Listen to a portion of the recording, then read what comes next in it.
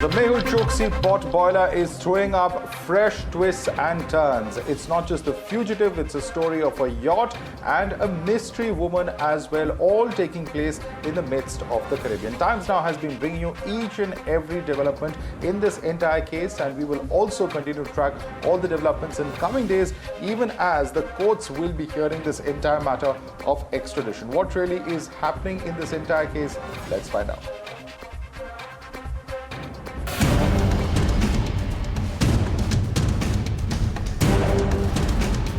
Battered, bruised, and behind bars. These are the first public images of 35,000 crore scam accused Mehul Choksi since he fled India in 2018, first accessed by Times Now from Dominica. Hot on Choksi's trail, Times Now reporters have several firsts to their credit now. The first scoop on a mystery woman accompanying Choksi on his trip to Dominica has been confirmed by the Prime Minister of Antigua 3 days later. Antiguan Prime Minister has also confirmed that a private jet has landed on Dominican shores from India ahead of the extradition hearing slated next week. And we get you the inside scoop on India's legal strategy. Times Now has learned that the legal representatives will be arguing for Choksi to be treated as an Indian fugitive, as according to them, his citizenship was never revoked. Team Choksi, however, accuses the Indian agencies of abducting their client from Antigua, a charge squarely rebutted by the documents and testimonies accessed by Times Now. Sir, I just want to confirm the vessel Lady Anna. The yacht has been booked by one Gurjeet Bhandal and one Gurmeet Singh. Can you confirm this, sir? Hi. The yacht was not booked by the agency was not booked by the yacht prior to arrival. The agency was, once the yacht arrived in Dominica, the agency was asked to clear the yacht. Okay, the agency was asked to. So were there Indians on board, and was there Mehul Choksi on board? Can you confirm this? No. You're going to have to give us a call back in the morning. Can you confirm these two packs named Gurjeet and Gurjeet Bandal and Gurmeet Singh? No, we cannot confirm at this time. Acha, okay, you want me to call you back again. And can you confirm the presence of Mehul Choksi on it? No, you cannot. Okay. You said that your company was involved. What was the role of your company?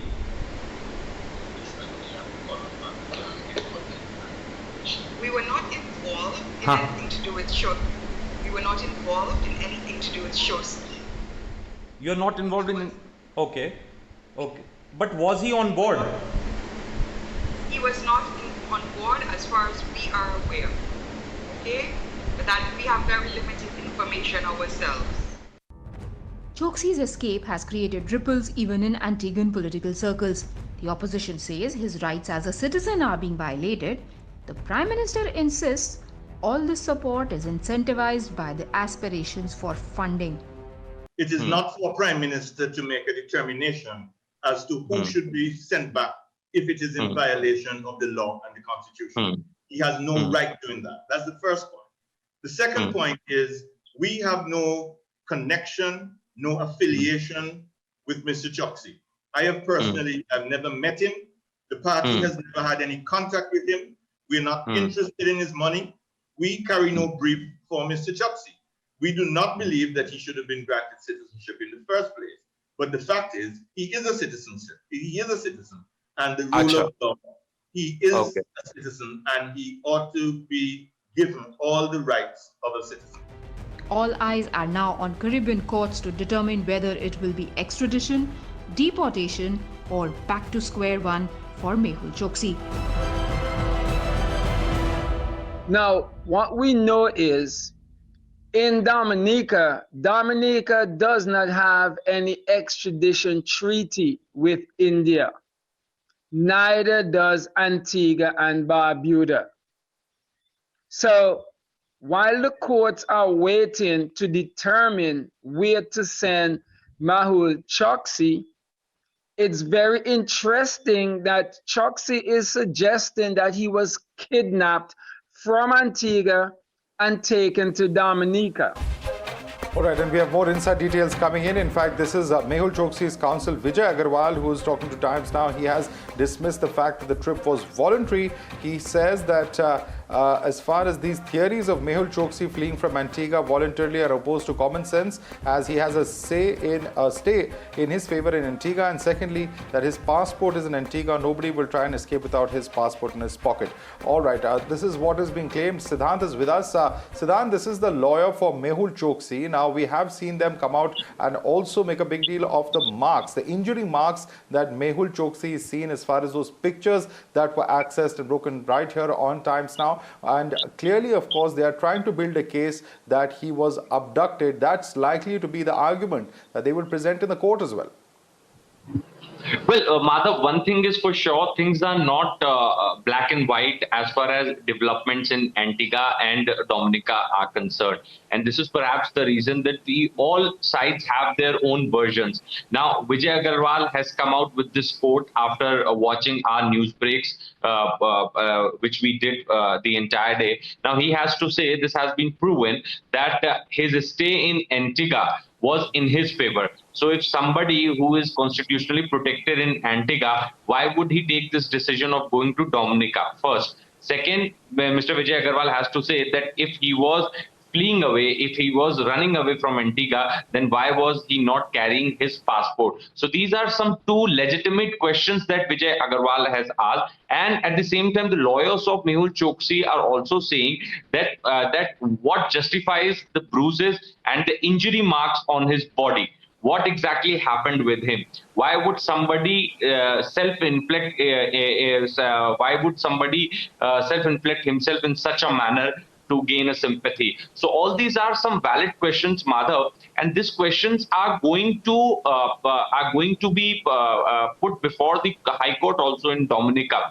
The lawyers team are going to raise these questions during the argument. And this is perhaps the reason that there's a possibility that Mr. Choksi can also claim in the court, the lawyers can also claim in the court that the India is not a safe place. His life is in danger. And it is better to keep him in the Caribbean islands, in Antigua, where he enjoys the citizenship and the protection. So that is also a possibility. But so far, if you ask me that what is the clear picture, whether he was abducted, whether he went on his own, whether he was detained by the Dominican authority, we really don't have any clue, Madhav. We are just listening to the versions that we are getting from each and every side, and we are speaking to each and everyone involved in these entire developments. Back to you. Thank you so much, Siddhant, for joining us with that breaking update. We will debate this story up next. You're watching the News Hour Special Edition, Debate Number 1 on Times Now, Super Prime Time.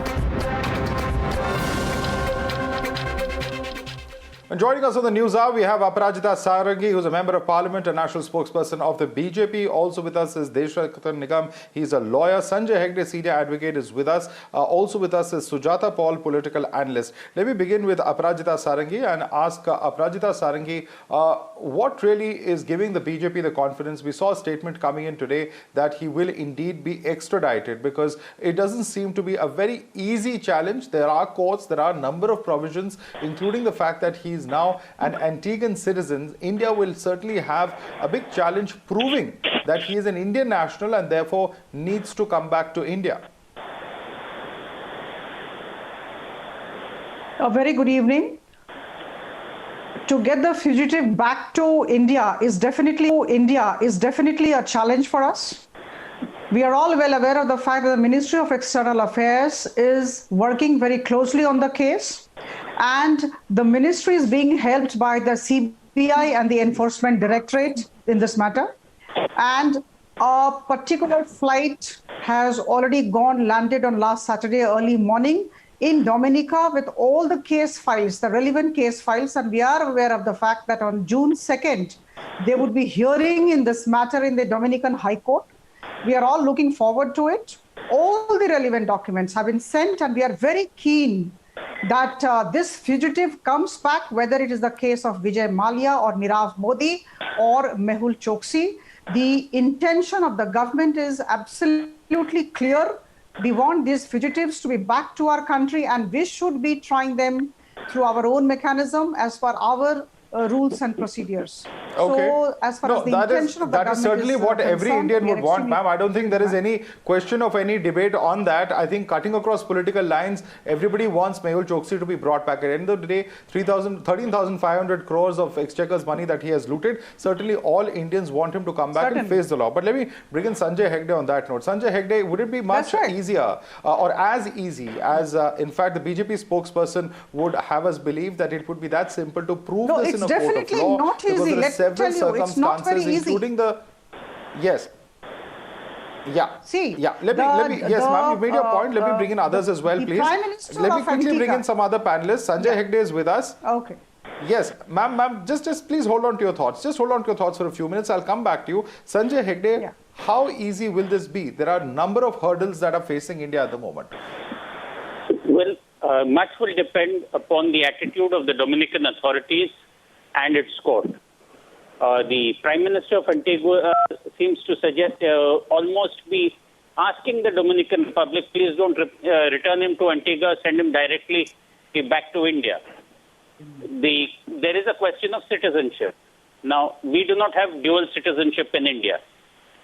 If Mehul Choksi is a citizen of Antigua, then he ceases to be a citizen of India. He acquired citizenship of Antigua, but the Antiguan government says that that citizenship was given under a mistake and is in court proceedings to cancel that citizenship. However, till such time as that citizenship is cancelled, the Antiguan courts at least will treat him as an Antiguan citizen if he is returned to Antigua. That is the question. Where will the government of Dominica of the Dominican Republic return him? If they return him to India, then we have short-circuited the process of first revoking citizenship in Antigua and then getting him back. If, on the other hand, the Dominican Republic says that no, he came into us from Antigua, we will just send him back to Antigua and let them resolve the problem, then it goes into a much larger spin. The crucial thing is the court hearing in the Dominican Republic day after tomorrow.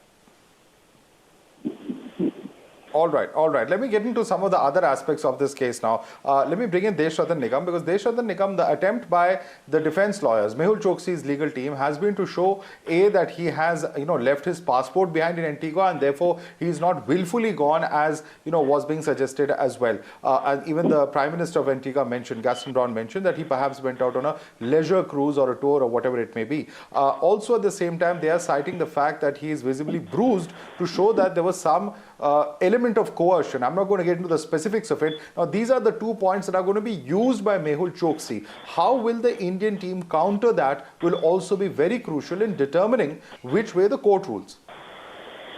Let me make it very clear that these two arguments are mostly speculative. He could have been resisting the arrest and therefore the bruises could be there. So it is highly speculative at this stage, or he must have thrown his passport just to show that he has been kidnapped. So let's not go into the speculative aspect of the entire issue. Here, one thing is there, he is an Antiguan citizen, and the state of Antigua has very clearly said that you can send a person directly to India, which means since he is an Antiguan citizen, he will be represented in the court out there, and Antigua, if it gives up a case to the court that you send that person directly to India, the courts will have to take that condition into account. One thing. Secondly, when the crime was committed, he was an Indian citizen, and therefore he is a fugitive in India, declared an absconder. So that will also weigh in the minds of the court there in Dominica Republic. And thirdly, there is a multilateral treaty of 2000 sponsored by UN of organized crimes and related to these crimes, where a person can be extradited in the absence of any extradition treaty. Therefore, all these options are open. So it is, although I agree it is not very easy, but the fact remains that if the Antigua clearly says that you can send it. That's their official position in the court also there. Then it would become quite easy for the Dominican court to directly send, and there are precedents in this regard, keeping in mind this multilateral treaty and otherwise, even in the absence of the extradition treaty between the two countries.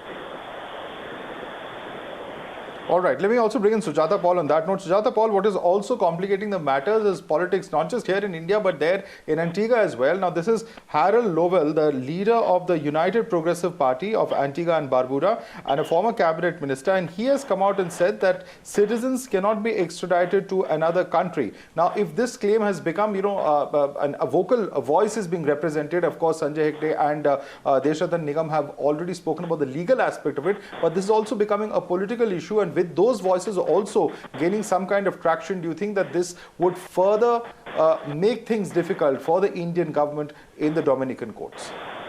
Certainly. And there's always, many a slip between the cup and the lip. So we are waiting for him to be brought back because of the kind of crime he's committed. But the opposition leader has very clearly stood up for a citizen of Antigua. That means that they are going to question the authorities over there. I don't think it's going to be that easy. And unless and until the government is able to get him straight from Dominica to India, get him deported from there, because their extradition does not come into play. However, if he is sent back to Antigua, like Mr. Hegde also said, it's going to be extremely difficult because the extradition, there is no extradition treaty of ours with them.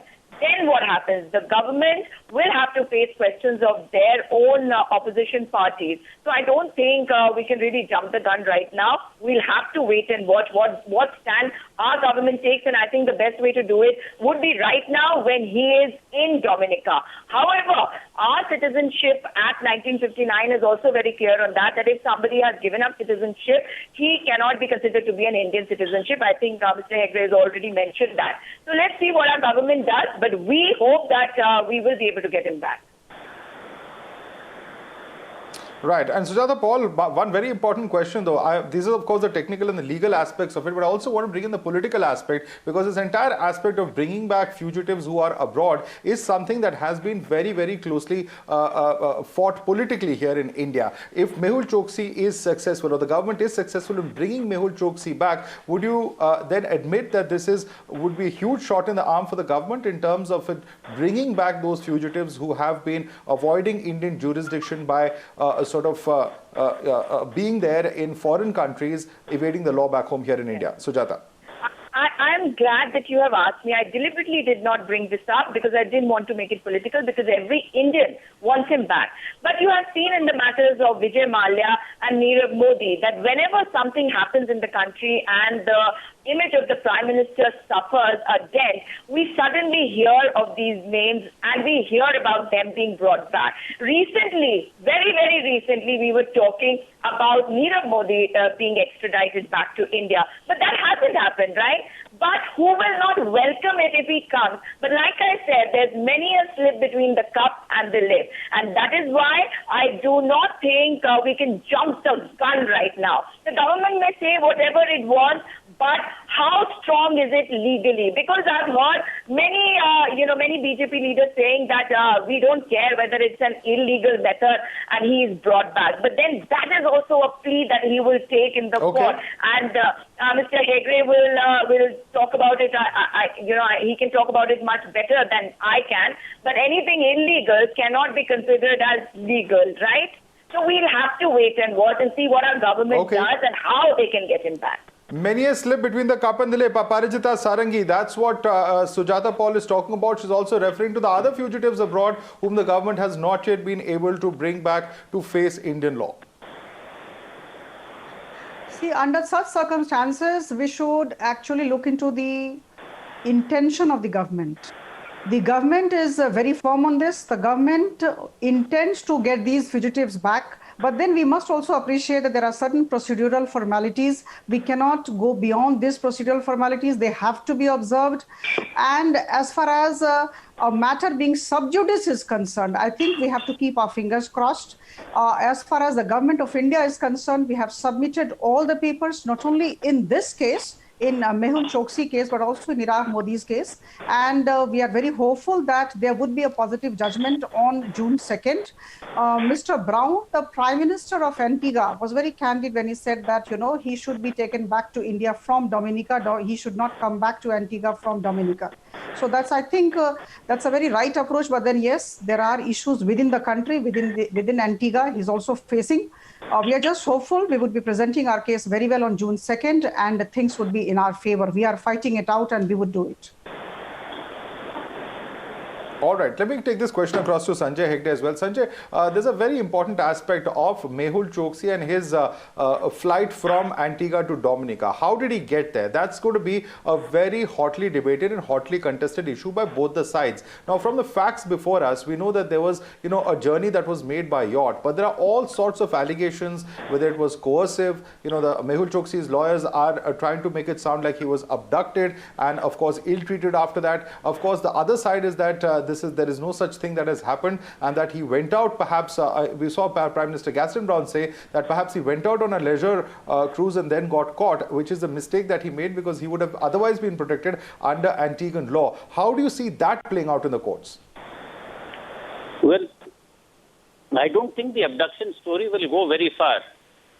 To say that he was abducted would imply that India sent its agents to abduct him and then land him on the Dominican Republic so that he could be arrested there. You can run with a story, but there has to be background substantiation. I don't see that happening. It is much more likely that he took a risk in his personal life and ended up in Dominica. He's bought himself a whole load of trouble. He is in custody in Dominica. Strangely enough, this entire case reminds me of a case which was over 100 years ago. It was the Veer Savarkar case. Savarkar actually jumped in the port of Marseille from a British ship, landed on French soil, and then the people from the ship went into the city, pulled him back onto the ship. France said that is an illegal arrest on my soil, you have to give him back. Britain said no. And then, of course, he came back to India. And then it went up then to the Permanent International Court in those days, which, if I remember rightly, ruled in France's favor, but said that anyway, now that he's returned back to India, the question is closed. In cases which involve more than one country in international law, it is very difficult to make predictions. None of us can claim to be experts in Dominican law. If the Dominican court were to say that, look, the Antiguan government says that they don't want him, the Indian government says that they want him, he appears to be Indian, we'll send him to India, then of course, it would be welcome home. But that's jumping the gun. That is speculating a bit ahead of the scenario. We should wait and watch. It's going to be tough, as Ms. Sarangi said. All right, we should wait and watch. Yes, we should wait and watch. Certainly, of course, we can't jump the gun on this. Which way will the courts rule is something that perhaps none of us should be hazarding a guess on. But let me take another aspect to Mr. Desh Ratan Nigam. Mr. Desh Ratan Nigam, I think, end of the day, Sanjay Hegde says that when there are two countries involved, in this case, two jurisdictions, one is Antigua, the other is Dominica, and India's claim within this jurisdiction, where does the international law stand on this? He gave an example of France and Britain that was later adjudicated by the International Court of Justice. But the point is that in such a case, are there any precedents, and what really do we know in terms of how courts have ruled either in the Caribbean or otherwise when it comes to such matters? Again, I'm saying that there is a multilateral treaty of 2000. In the absence of any extradition treaty, people and the countries have respected the laws of each other. And there is also a respect for each other's judicial process and legal system. And even if there is no extradition treaty between the countries, and therefore if a person is a fugitive or a criminal or declared absconder, then those are the factors that are considered by the court in the absence of even the extradition treaty. And secondly, one has to remember when the crime is said to be committed, he was an Indian citizen. That will also weigh in the mind of the courts there. And therefore, so far, there are legal precedents that that persons have been sent back to the countries, but the court's ruling. So I agree with Sanjay Hegde. It's not going to be a very simple process. It is going to be a complicated process. And Mehul Choksi also has certain rights. Suppose the Antiguan state says that they don't want him and it should be sent. But Mehul Choksi still has certain legal rights and constitutional rights in Antigua to challenge that decision in their own court. And that could also take time. And therefore, this is not a simple process. But then legal precedents do exist. However, it has to go through the judicial process of those countries. All right, let me take that question across to Aparajita Sarangi. Aparajita Sarangi, that's the big question. We know that there's an Indian government team that is there now in Dominica. There's a private jet that we have reported here, pictures of which really shows that there is some documentation that has been sent, as Prime Minister Gaston Brown mentioned, by the from the Indian courts, and that too will be presented before the court when the hearing takes place tomorrow. Now, this is going to be very, very crucial in establishing the role of Mehul Choksi, not just his nationality as we were discussing earlier, but also his role as far as crimes committed here in India are concerned.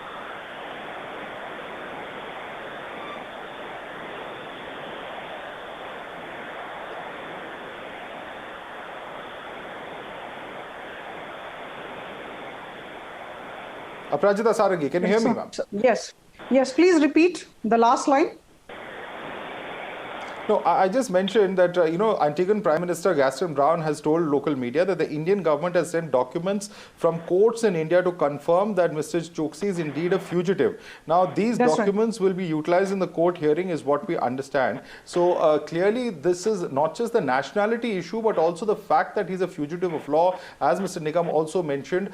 Do you think that that would suffice in terms of India's claim over Mr. Choksi? See, we have sent certain case files. We have sent all the required deportation documents, and our legal team has geared up. We are all ready. We would be going to the court, and I'm sure it's not going to be an easy task. Unfortunately, in January 2018, he had the citizenship of Antigua. That's the whole problem. So we just pray that, from Dominica, he comes back straight to India. He's able to come back, rather we are able to bring him back to India straight. He doesn't go to Antigua. But let's see what happens on June 2nd. Nothing can be said as of now, but I think it may be a slightly delayed process. Maybe in the first hearing, we may not get a positive judgment. It has to be fought through, but we are determined. We would be kind of, putting in our best efforts. Let's see what happens on June 2nd. All right, that's very, very significant indeed. Best efforts being put in by the government of India, as you rightly mentioned over there. The larger question is really how could this entire matter at some level or affect India's case? Sujata Paul, now we are seeing now a fight over there domestically. We mentioned Harold Lovell earlier. We mentioned Gaston Brown as well. But the fight that is breaking out there domestically within Antigua is very interesting because the government is saying that the opposition is, supporting this particular individual because of their requirement of his funds. That's a charge that has been denied, but domestically in Antigua too, Mr. Mehul Choksi has become a hot potato. Clearly, neither the government nor the opposition want to be seen associated with him. They're talking about protecting his constitutional rights, but really no one wants to be seen associated with a person such as Mehul Choksi. Well, it is the government which does not want to seem associated with him as a citizen of the country. And I would like to add to what Mr. Nigam and Mr. Hegde have said already, that, he still retains his citizenship. Supposing he is deported straight away from Dominica, then also he remains a citizen of Antigua till his citizenship is done away with by the authorities of Antigua. And I'm sure there must be a process over there. So I don't think it's going to be that easy for the Antiguan government to do it without taking into account what the scenario within the country will be. It is a small country and they can't just take decisions arbitrarily the way things are going and the way you mentioned the opposition is up in its arms. right? So I don't think it's going to be very easy for him to be brought back, and our government might make the best of effort. And Ms. Sarangi just mentioned intentions, but these intentions have been mentioned a lot many times, whether in the case of Vijay Mallya, Nirav Modi, or whoever. Whenever there is some situation happening in the country, they start talking about their intention and they'll get them back at any cost, and then we see that the process gets delayed and prolonged. So we'll have to wait and watch, because it is a matter related to our country, our money. We want him back, we want him punished, but let's see whether he is brought back and when he is brought back. Sujata Paul, we'll have to leave it there for the moment. We're completely out of time on this debate. I'd like to thank you as well as Aparajita Sarangi, also Sanjay Hegde and Desh Ratan Nigam for joining us on debate number 1 on the News Hour.